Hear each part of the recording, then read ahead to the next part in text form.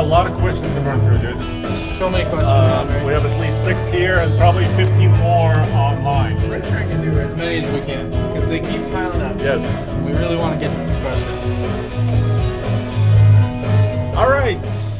Hello, guys, and welcome to another episode of What Car or Truck Should I Buy? Today, well, as the headline indicates, we're talking about trucks. But we're also going to be answering a bunch of your guys' questions that you've been sending in to us via email. A lot about cars as well. A lot about cars. We're answering all sorts of questions. Yeah. But it's just that the first one we're talking about is this question about what size truck is best for off-roading, which we'll get to in a second. Please, guys, if you have questions that you want to ask us, put some in the super chat. We have Tommy behind the camera today. He's going to be feeding us some questions throughout the show, letting us know what you guys want to know as well. Yeah. And well, should we get started? Well, this show is all about you guys. You've submitted questions. You know, we have some prepared, some maybe come in live. Yeah. We just want to, burn through as many of them as possible. And of course, your feedback is welcome. First question comes from Brian. Brian and his family are moving to Colorado very soon. He currently has a Ram 1500, but he really is looking at the new Power Wagon, which is a heavy-duty truck. Right. And his question is basically, which truck, is a Power Wagon too big for off-roading in Colorado, or what truck to buy? He also wants to modify the truck. Whatever truck he buys, he would like to customize it, maybe new tires, etc., new bumpers, right, something like this. So we came up. So we do something called at TFL Truck, something called Gold Winch Awards, which is basically our off-road competition, and we do several measurements. Right. And it involves visibility, maneuverability. All those things are important for off-roading. And well, we have some numbers here, don't we? Yeah. I mean, so the question of it, whether or not something is too wide for off-roading in Colorado, that actually has to do with not just the physical width of the truck itself, which is one thing, but also it has to do with a big part of that is actually turning radius, right? Here in Colorado, we're in the mountains. There's lots of switchbacky trails where you're going to have to be making pretty tight turns to actually get up the trail. And so what we did is we pulled the turning circle distance for a bunch of different trucks, ranging from midsize all the way up to the Power Wagon that Brian is asking about. So, yeah, by the way, we're playing some videos of the most recent, most recent reviews that we've done on this channel, also TFL Truck channel and TFL Car channel. We do a lot of Jeep content on TFL Car, and we've done off-road trail riding in many trails, and switchback trails are very important. Whoa, 2 donations. Thank you very much. Vince Clark sent us $13.99 Canadian. Have a great show, guys. Ford for the win. Thanks, Vince. And then Alex Lenhart, maybe, sent us €5. Thank you very much, Thank you very Alex. much. He said he's from Munich, by the way. From Munich. Dankeschön, Alex. Thank you so much. Thank you very much. So here's some numbers on some of the most noteworthy trucks in the off-road business. Off-road trucks, yeah. Right. So let's start with heavy duty. So Ram Power Wagon has a turning diameter. So basically curb to curb of 47.9 feet. Which is huge. Well, yeah, but that number doesn't mean much, if you just say one number. Sure. Right? So how does it compare to some of the other trucks? We'll just let's look at the new Ram Rebel. Okay. Which actually has a similar wheelbase now, a similar cab, although the cab is all new on a light half-ton truck. The Rebel has a turning diameter of 46.2. So pretty close. So about 1.5 feet less. Right.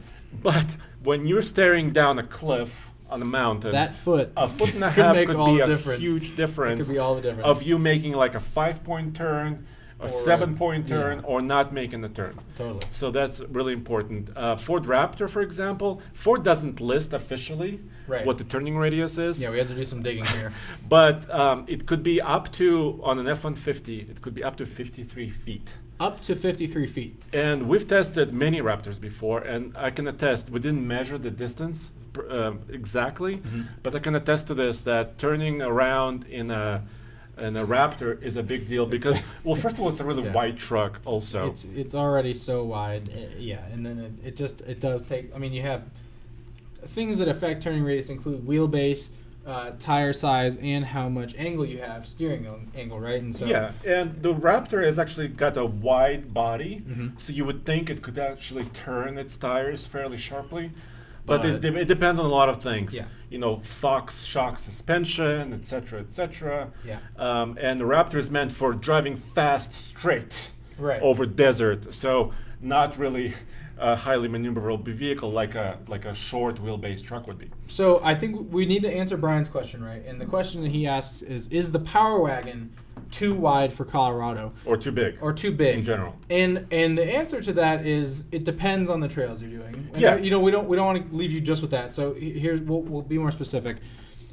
When we take a Power Wagon to Cliffhanger 2.0, that's like one of our favorite off-road tests for a really serious off-road truck, right? Getting there, I mean, you have to fold the mirrors. Yes. You're always worried about scraping your paint, pinstriping the paint with scratches, the bushes and the trees. With bushes and trees. And that's not even the most narrow trail that we could be taking a Power Wagon on here in Colorado. So, you know, if you don't mind beating up your paint a little bit, no, it's probably going to be fine. But certainly you won't have access to all of the trails that are here in Colorado. Something like Black Bear Pass that Tommy and his dad did a few months ago in a Jeep. Right. I mean, there was a hairpin turn. There was actually a Raptor on that trail. There was a Raptor. And the Raptor did make it, but oh my gosh, it was hairy. It was really hairy. Right, Tommy? I mean, the Raptor was going very slowly. So you're going to be limiting yourself with how large the Power Wagon is, at least here in Colorado. So I would say, since the Power Wagon is only available as a crew cab with a 6.5-foot bed, you don't have any choice in wheelbases. So I actually would go for maybe a new Ram 1500 because Brian seems to be a Ram guy. Well, and if you're already planning on adding some mods to it anyways, right? So get a shorter wheelbase, get a quad cab, get as small of a truck as possible, and then you'll be okay. Obviously, a mid-size truck is much better. A ZR2 turning diameter is 41 feet. Yeah, and the Taco, which is way better. And the Tacoma is 40.6 feet. So those mid-size trucks will fit in many places that the Power Wagon may not be able to fit. To answer the question that's in the headline, what's best off-road, mid-size, full-size, or heavy-duty, obviously depends on how much money you can sink into the truck. But here in Colorado, my choice is a mid-size, something like the ZR2 or the Tacoma, just because not only is it smaller and it has a much better turning radius or turning circle, but they're also often lighter, and lightness helps a lot when you're off-road. There's just a lot of advantages to being small and lightweight when you're off-road. Especially in the Rocky region. Rocky Mountains. Specifically here in Colorado, right. So let's hit another car question. Let's move on to a car. Let's alternate if we can. Yeah, let's do it, yeah. Yeah. I'm going to butcher this name, I'm absolutely sure. Baratouage, maybe? Yes. Let's try that. Had a question. Hi, I'm looking to buy an electric vehicle. I was contemplating between the Nissan Leaf Plus and the Hyundai Kona EV. I was wondering if you've driven both of these cars and wanted to get your views on them. It would also be good to know what trim you would recommend in either of those cars.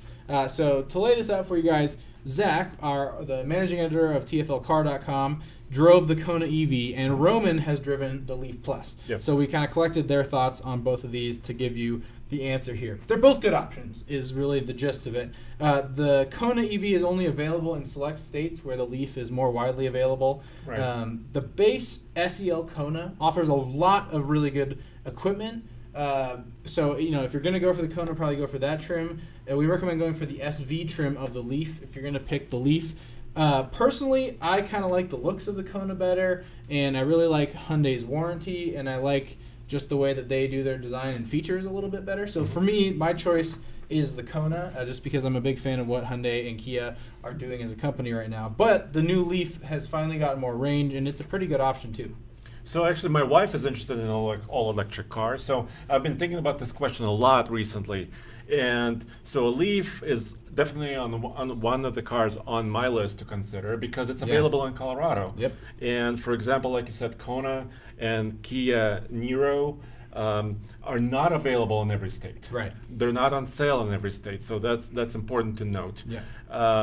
The other one I'm considering is a Chevy Bolt EV with a B, Bolt. Bolt with a B. Because it was often confused with a Volt. Which has a V, which sounds a lot like the letter B. But what I've been learning is a Chevy Bolt is actually holding its value a little bit better than a Leaf. The Leaf, even older Leafs, I mean, they have shorter ranges. Yep. So yes, I understand that. So the value is not quite there for a shorter range car. Compared to the Bolt. But Leaf Plus now has a full 200 plus mile capability, which is a lot better. But once again, you have to think about longevity of the car. How long are you going to own it? Are you going to have it for 5 to 10 years? Right. And you need to look at what kind of cooling does the battery, what kind of thermal management does the battery have in the car? Yeah. If it's just air cooled, similar to the system in the Nissan, maybe that's not the best if you live in a cold climate or a really hot climate. Right. But like a Bolt EV or a Kona would be a really good option. Especially if you live in like LA, where it's very consistent temperature all year round. Sure. Yeah, I think my choice, Kona. Your choice, Kona. Kona. If I could have it. Right. I can't buy it here. If we can get it. We can't get it here. But moving on. Okay, so the next question, or Tommy, are there any questions in the chat? Ooh, Martin just donated $5. Thank you, Martin. Actually, can you add Martin? Oh yeah, Martin and Alex. Martin M. And I think Alex should go to the hood as well. Yeah. This may be a good time to let you guys know that $5 gets you on our hood, $10 gets you a bumper sticker, a car or truck. Yep. $25 gets you a patch. Yep. We have patches, car and truck, and we have truck hats for $50. So this is an interesting question. Is Ram going to make a mid-size pickup to compete with the Tacoma and Ranger? Yes. The answer is yes. Yes, they are. They announced last year their 5-year plan. On their 5-year plan, there was a mid-size truck. That's all we know officially. There are a lot of rumors related to this. People are obviously talking about the Dakota name, right. that it might be a Dakota. Ram hasn't said that yet. They didn't officially announce that. And people are saying it may be more of a crossover unibody-based vehicle, similar to a Honda Ridgeline. We cannot confirm that. No. Some people say it may be based on like a Dodge Durango. Right.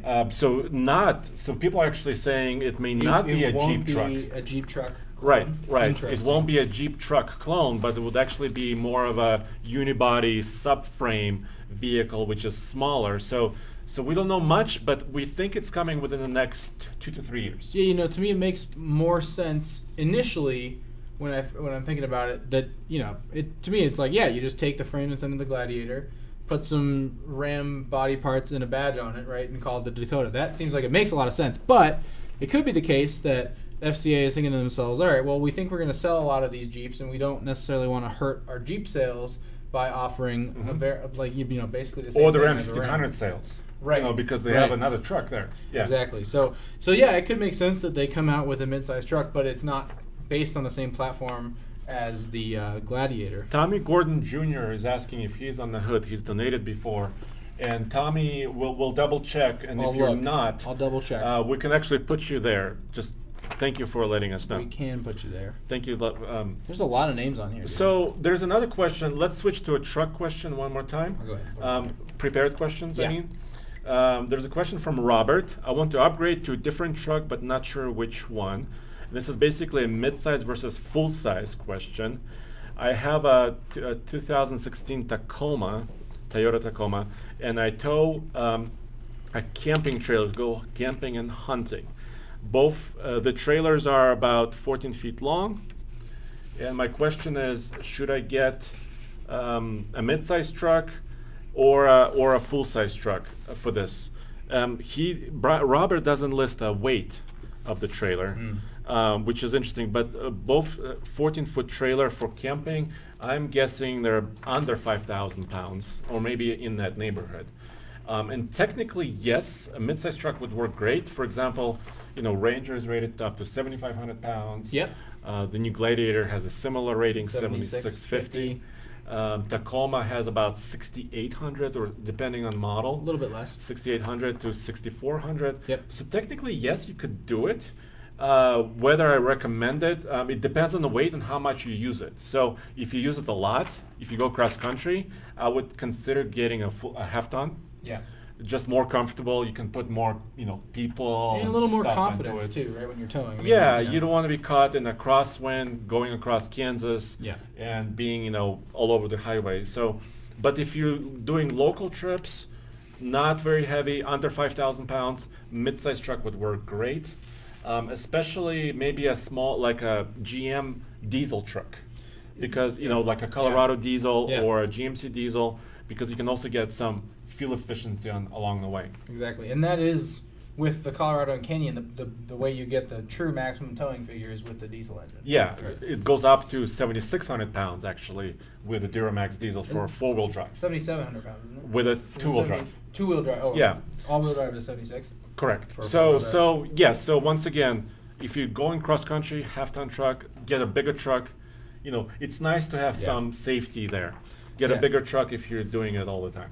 And that actually brings up a good point, Andre. So please, guys, if you come up with your own questions after the show or after this is live, do feel free to email them to us at ask@tfltruck.com or info@tflcar.com. I answer a ton of emails and help put these lists together. But when you're asking these questions, as specific as you can be is great, right? I mean, we need that information like towing weight, or if you're asking about a specific truck to buy, price range. We do need as much information as we can to give you the best answers possible. Yeah, and sometimes we put them on our websites too. So totally. Sometimes if the question is general enough to where a lot of people want to know about it, we'll actually put it on our websites like TFLtruck.com and TFLcar.com. Totally, So absolutely. Also, Chase has given me some a comment in the chat here. All-wheel drive truck. The Honda Ridgeline is an all-wheel drive truck. Chase. Oh boy. So Dan Atkinson has a good question along these lines. What would you say to someone claiming that today's mid-size truck is the size of a full-size truck from the early 90s? You are absolutely right. You're absolutely right, Dan.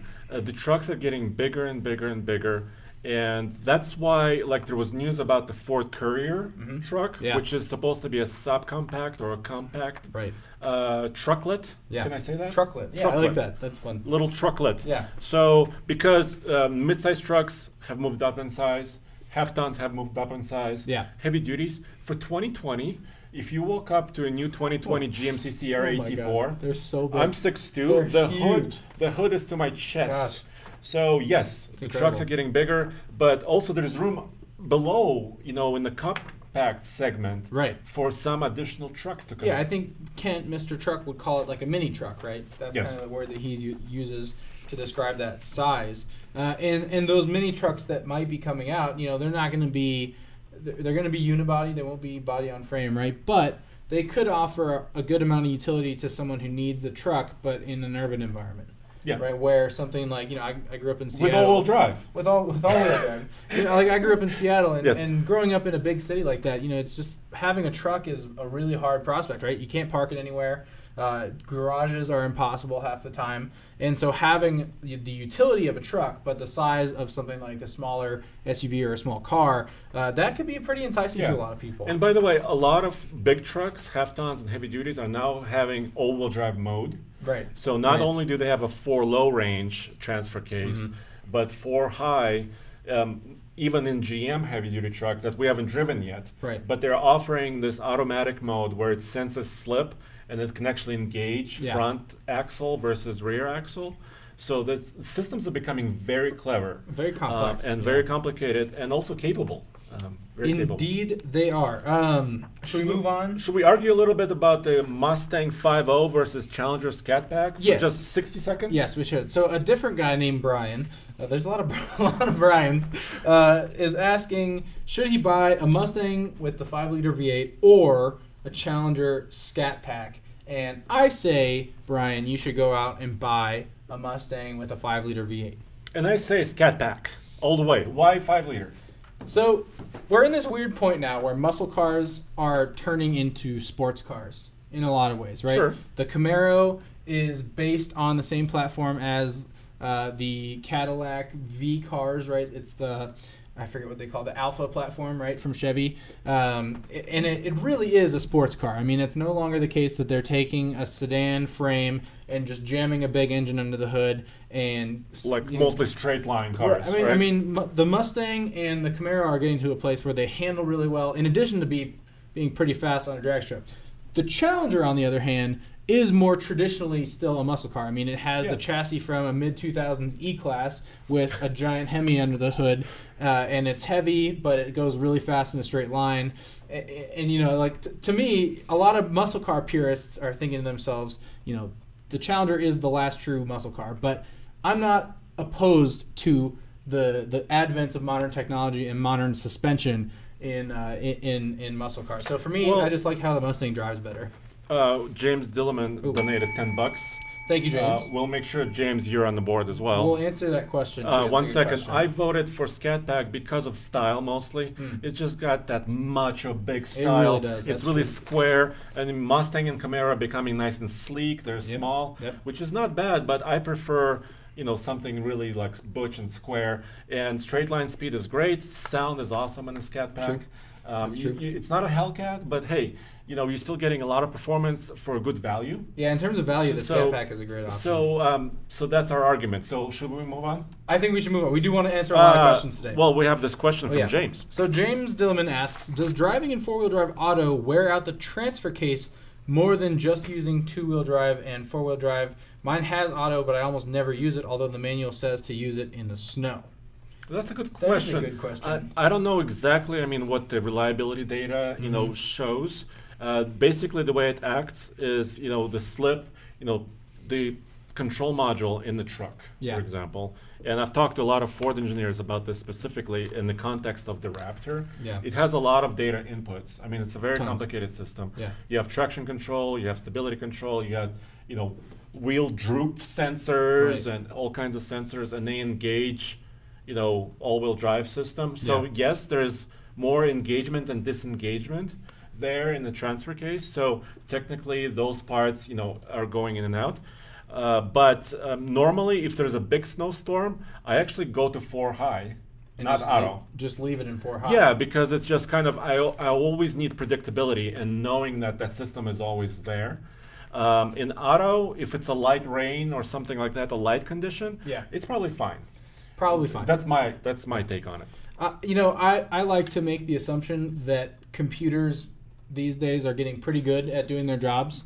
Yes. I find getting smoother and smoother. They're getting smoother, and I trust computers to kind of work things out pretty well, because as much as I would like to think I can tell how slippery the road is or when I'm going to need four-wheel drive, there's some cases that just catch you by surprise. So, like when Nathan and I went and did an MPG loop with that the 2.7 turbo Silverado, that has a 4 auto mode in it, and we left it in 4 auto because we assumed that as much as it could, the computer was going to leave it in two-wheel drive, giving you better fuel economy. But we knew it was going to be snowy, potentially hazardous road conditions, and at the point that the truck did need power to the front wheels, we wanted it to just be able to send that when it saw fit. So it's situational, but I think it's probably fine to leave it in 4 auto. But if you prefer 4 high, then go for it. Tommy, is there anything in the chat room that we should address? Yeah, when are you driving the Gladiator? Oh, that's a great question. Yeah, it's actually next week. When are you driving the Gladiator? Yeah, next week. So probably almost a week from today, from now. Yeah. So we'll be publishing our first video middle of next week, and well, hopefully on Tuesday or Wednesday. And then embargo lifts. So there's still an embargo on the Gladiator driving impressions. Right.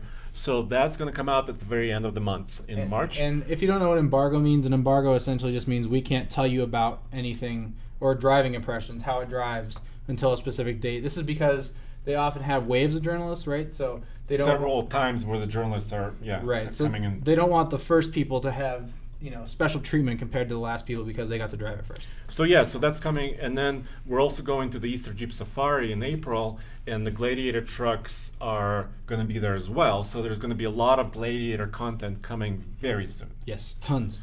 Actually, Chase brings up an interesting point about computers and traction control. He and I went up skiing in Vail 2 weeks ago when there was that huge blizzard. Sure. And Vail, I think, got almost 2 feet of snow on the ground.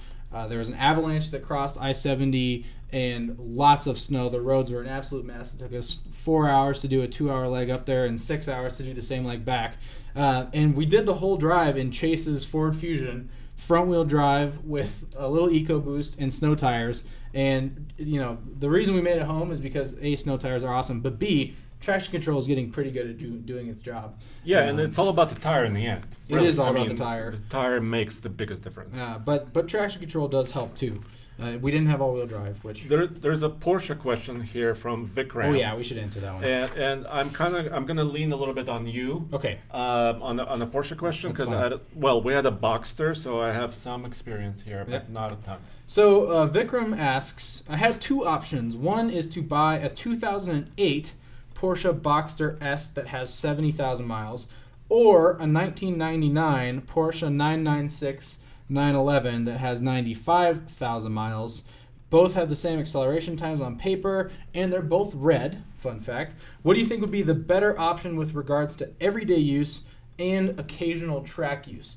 And actually, TFL has owned a Boxster, not of the exact same year, correct, Tommy? It was close, though. So 2006, does he want an S? Is he looking at an S? It's an S. He's looking at an S, which I always love S because you get more power in the Porsche, no matter if it's a 911 or a Boxster. So, and we'll continue. And we've also owned a 996 911. We have. We've had both. So we do have a fair amount of experience with both of these cars. And here's what I'm thinking, Vikram. So the 996 generation 911 has pretty much a guaranteed catastrophic engine failure, which is a part called the IMS bearing, the intermediate shaft bearing, which was this part that was it wasn't designed great from the factory, and you pretty much know that if you don't fix it with a better part, it's gonna fail and it's gonna detonate your engine, and that is no good. Especially, and we did that on our 996. We fixed that on our 996, and we also had a Boxster that had the same issue, although this 08 Boxster that he's talking about doesn't have that problem.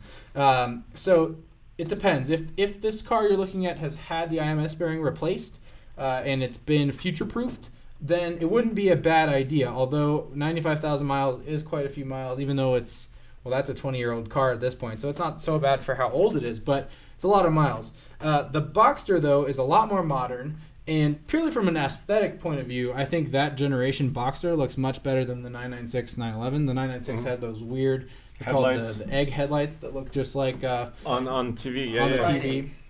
The fried egg headlights, they just didn't look very good.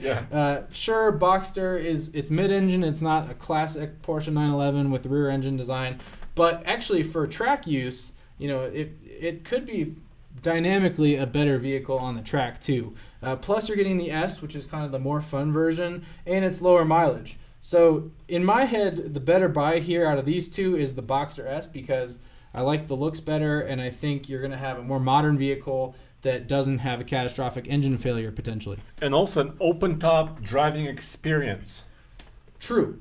Yes. Open-top is unless your 996 is a convertible. Unless that's a convertible, but he didn't say that was a convertible. I've driven both our regular Boxster that we had and the 996. Yep. I don't have a lot of experience with either car, but I love the Boxster. Yeah. Just it's a little bit smaller, tighter package, especially with the S with a little bit extra power. I agree with you, Boxster S. I think a lot of hardcore Porsche fans discount the Boxster because it's not a 911.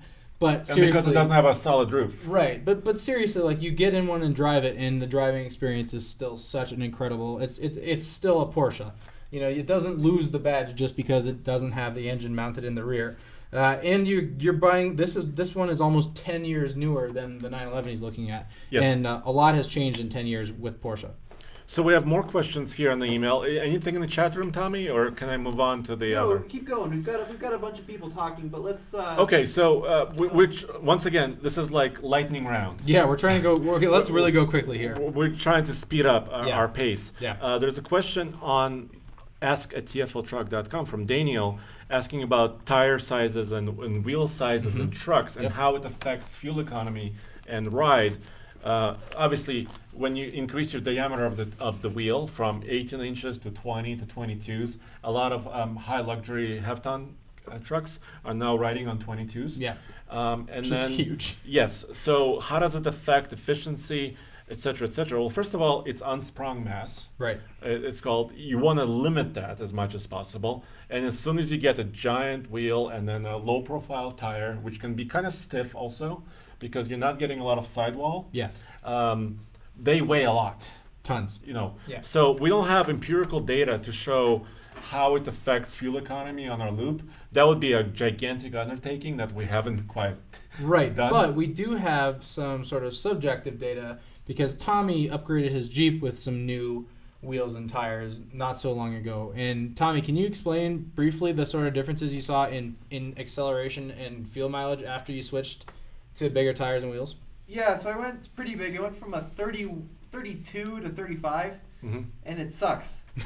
Well, basically you increasing mass, right? Yeah, right. It's world slower, and the mileage is dropped probably, I don't know, 20%. Well, Tommy also went to knobby tires. Oh, I'm sorry, what you have Firestones, right? Yeah, destination MTs. Yeah. So first of all, the weight matters because when you accelerate, you have to rotate more mass. You have more stuff you have to spin. Well, you're also changing the gearing. That's that too. Yeah. Yeah, you're changing the effective gearing because you're changing the diameter of the tire. Right. Then the knobbies are not efficient at all. Right. So yes, it affects it greatly.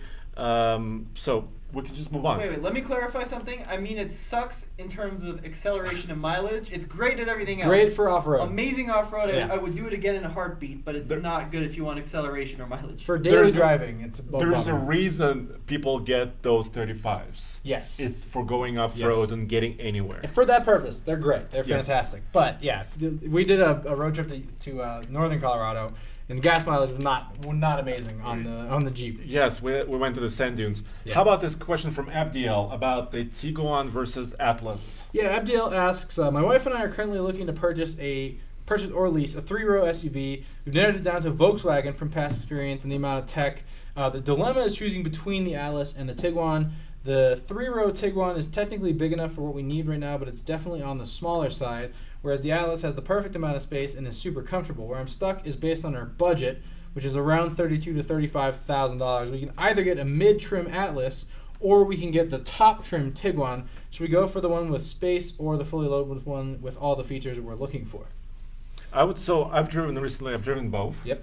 The Atlas, I love the Atlas more, and partly because of its utility. Yeah. So if you have a small family, in this case, let's say you want to go camping or you want to go to a water park for the day, you can load so much stuff into this thing. Tons of stuff in the Atlas. Not saying the Tiguan is small. Actually, Tiguan is also the new Tiguan got pretty big too. Yeah, they increased it in size. But the biggest difference here is like between the SE and the SEL trims, which is the mid-range and the top-end trim on the Atlas, you're just not losing that much going for the SE. I mean, it still has a lot of standard features. Well contented. And so, I think for me, if you want the size, buy the Atlas in the SE trim because you still get a lot of good stuff and you get the space that you're really looking for. I think that's... And you're not losing a lot of fuel efficiency. Yes, you're losing a little bit because of the different weight and size of the Atlas.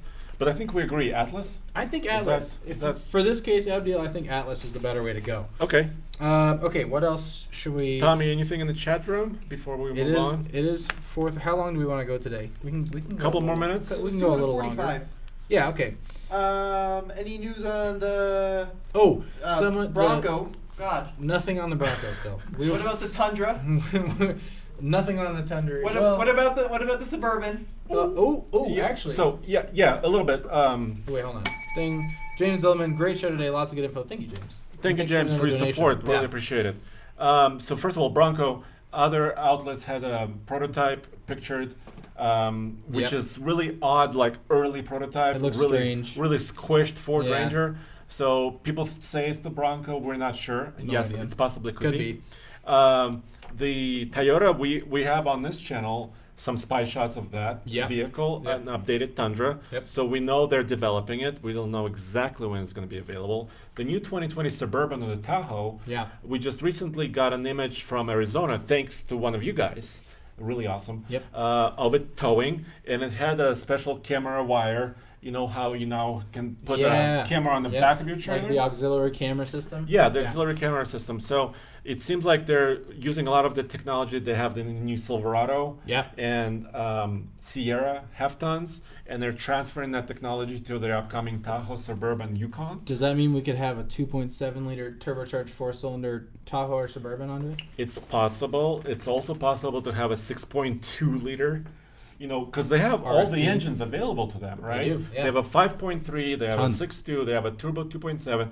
They also have a 3-liter diesel. Straight 6. Which is not out yet. No. But it's coming imminently. It is coming. So a lot of news, but we haven't... The Frontier, anything on the Frontier?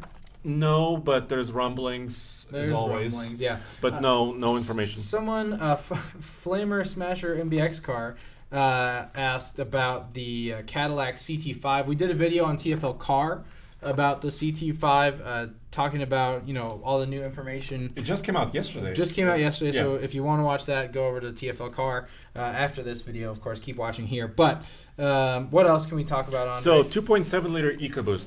I think we get a question almost every day. I think I've answered 30 emails over the past 2 weeks about the 2.7 liter EcoBoost. So we tested the original 2.7 when it came out in 2015, 2016 model years.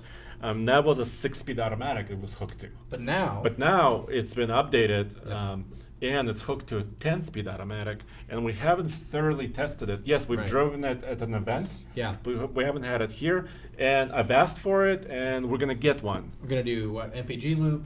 Yeah, like iGauntlet. So stay tuned. I don't have an exact date. It's probably going to be within the next couple months. Hopefully. So 2.7 stuff coming.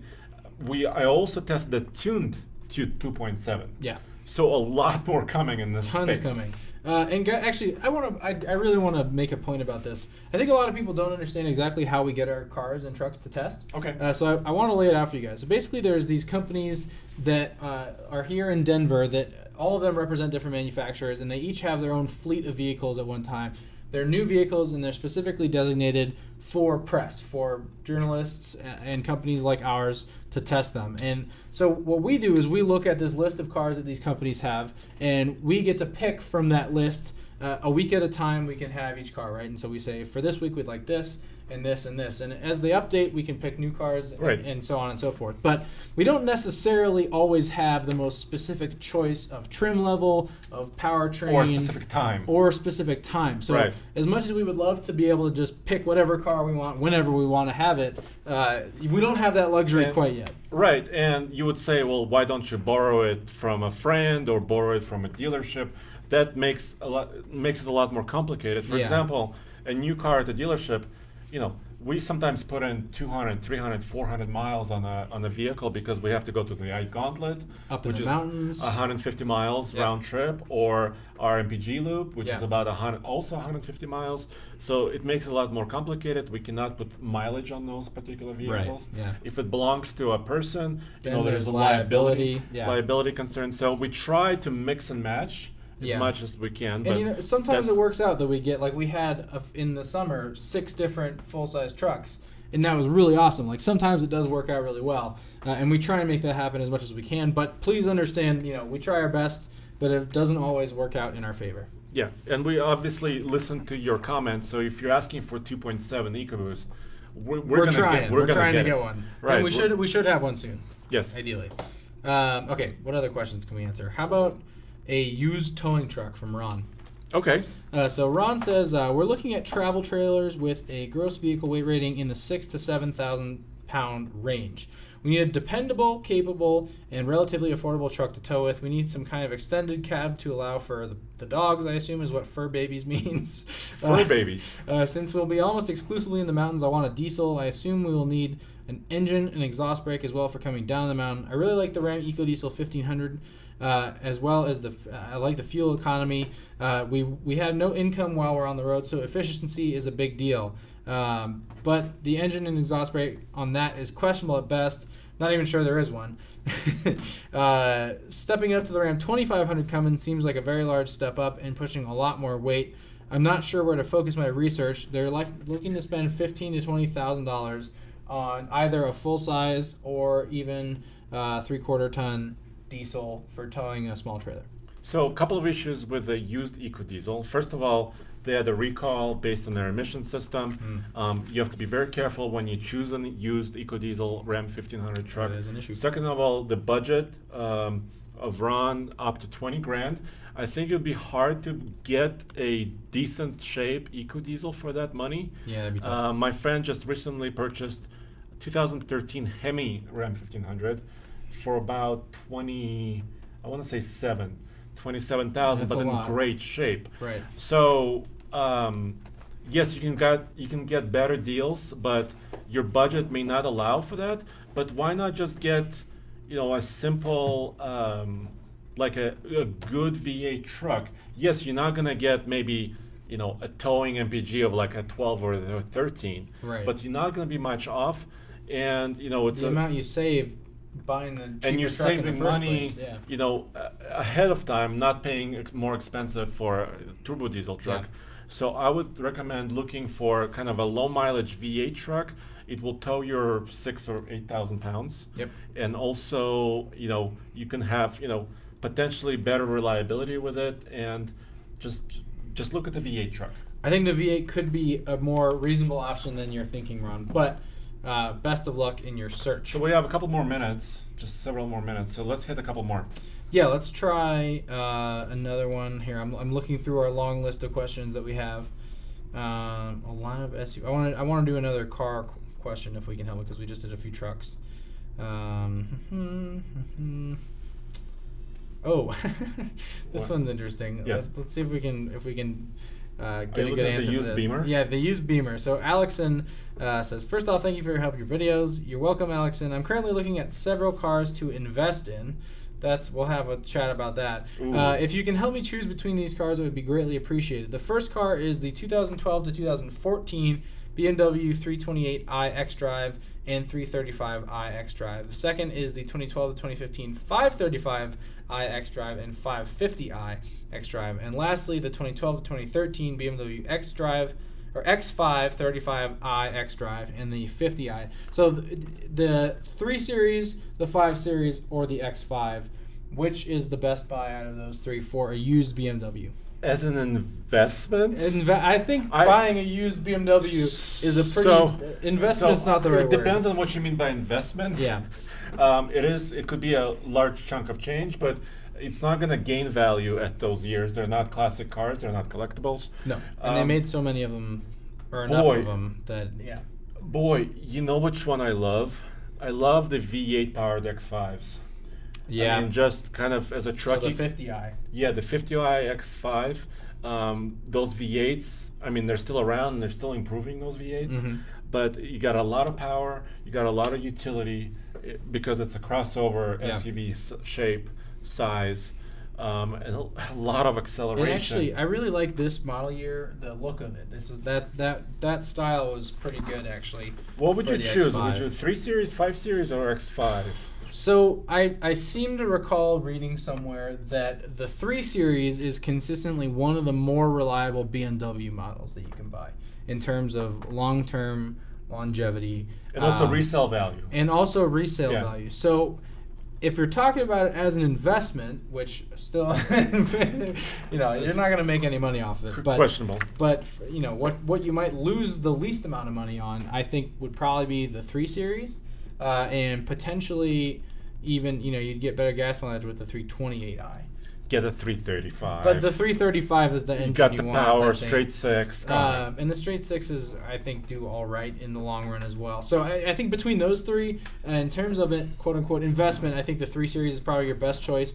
But I think the V8 X5 is also a pretty awesome option. But my final answer, 335i xDrive. I think that's probably your... What year is he looking at? And a 12 to 14. Yeah, unless you're going to be holding on to them for 45 years, it's a terrible investment. It's a poor investment. All of those are bad investments. Let's just hope you mean losing the least. Losing the least. Yes. I think you'd probably lose the least on the 335i. You're not going to be making money on a used BMW. No, that's never going to happen. Not right now, unless you're driving for Uber or Lyft. Do we have time for one more? Or should we wrap it up? Do one more. Okay. One more. Final one. Something trucky? Something trucky. We can find something trucky. Okay. Alex is asking about a new crew cab pickup. So, looking at getting a new crew cab pickup. I'm stuck between two and haven't seen this comparison on your channel. They're both half tons, both moderately equipped. I need a truck with a front bench. I'm with you, Alex. I love the front bench. I'm a general contractor, and most of this truck's duty will be driving around and my kids when they're with me. Every once in a while, I'll be picking up some materials. Even rarer is towing something. So he's not going to tow much, and he probably wants better efficiency. Kids have a couple of dirt bikes, so I'll get a trailer and maybe a small travel trailer down the road. Which of these two would you choose? The 2019 Toyota Tundra SR5 Crew Cab with the TRD off-road package, spray and bed liner. They have a few different color options with discount and rebate. I'm looking at $43,500 for a Tundra. or the 2019 Chevy Silverado LT with the Z71 off-road package and the All-Star Edition. A couple of nice extras with a discount. The final price is about $46,000 and 0% APR financing for 72 months, which is pretty nice. The Toyota is a better long-term investment due to reliability and maintenance, in his opinion, but it's a bit dated, and it's on its 11th year with this chassis and design. Plus, he thinks the 5.7 V8 is better than the 5.3, but the 5.3 will get better miles per gallon. So, Silverado versus Tundra, off-road package. And a Silverado with a 5.3. Yes. Yes. So, for 46 grand, I think the value proposition, 43.5 for a Tundra. That's pretty versus good. 46 for a Silverado. The Tundra with the TRD off-road package. Yeah, not the Pro so package, it's but not a off-road. pro. It's not a Pro. You're right. You're right. To save $2,500, I would go for a Toyota in this case. But doesn't the Z71 get you a rear locker? Well, it's a G80. So it's so as far as lockers are concerned, they're both limited slip versus mechanically engaged lockers. So none of them have an actual Well, it's a locker, but it's not like electronically selectable. Right, it's not electronically selectable. So so it's not the clutch-based system. But in this case, does he say he's off-roading a lot? Well, his kids have dirt bikes, so potentially. Oh, okay.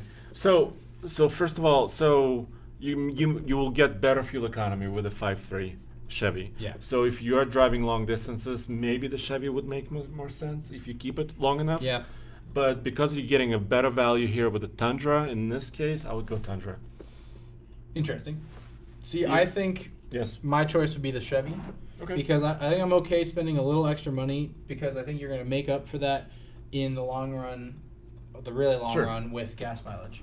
It depends on how long you own it. Also, right? I know that the G80 locker is not like a real locker, but it is something. Yes, right? it's automatic. So when it detects slip, there's basically a mechanic gear system that locks. Right. And the 0% financing could make up for that difference in price, right? I mean, if you're saving on... you can always find a deal, right? Yeah. I mean, you can always find a deal on both trucks, so, yeah. But the Toyota is not a bad truck, for sure. That's a good option. and it's been proven. The Tundra's been around. The Chevy is a first year. The 2019 is a brand new truck. Yeah, I might give the new Silverado some time to work out the kinks. So that's kind of my take on this particular one. All right, well, should we wrap it up Yeah, then? we should wrap it up. Well, thank you guys for joining. I think we hit, 10 or 12 or maybe more questions? We did a lot of questions today. I really wanted to get through some questions. We really appreciate you joining, and we'll do more of this.